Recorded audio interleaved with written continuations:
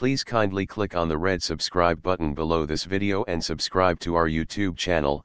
Thanks, God bless you as you do this.